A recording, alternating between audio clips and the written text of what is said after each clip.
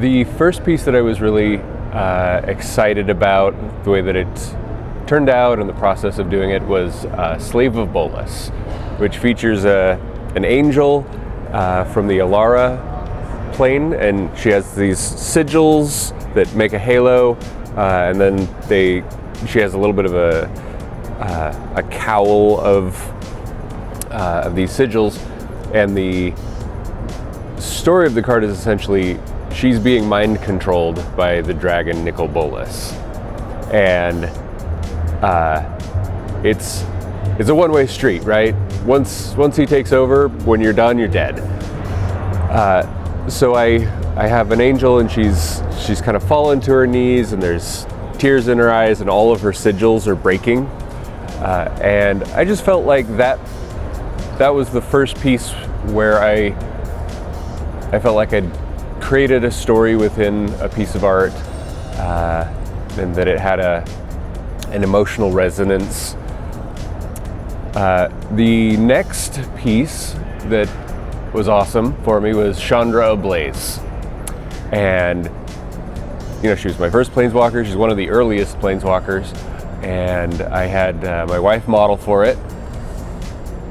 I was just like, just make the face that you make at me when I don't do dishes. No, she is awesome.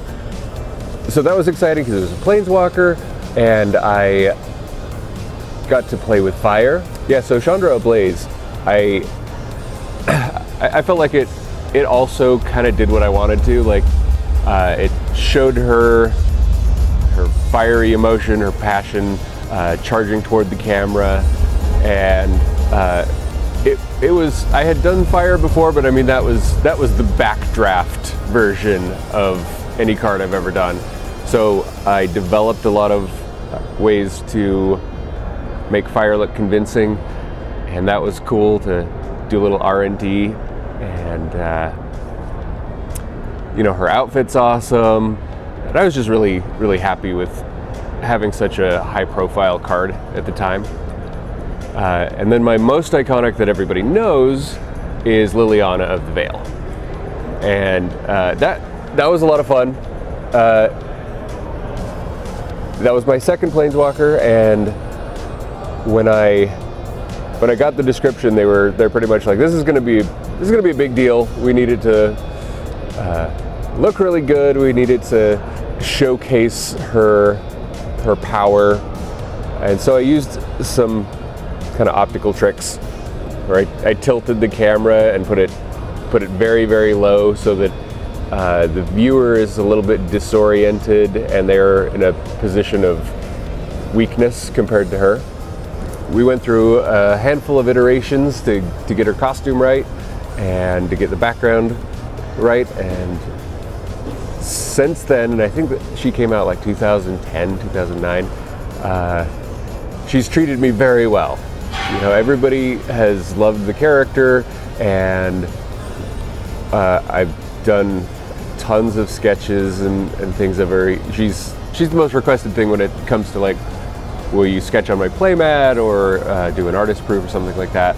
So she's my most popular character for sure.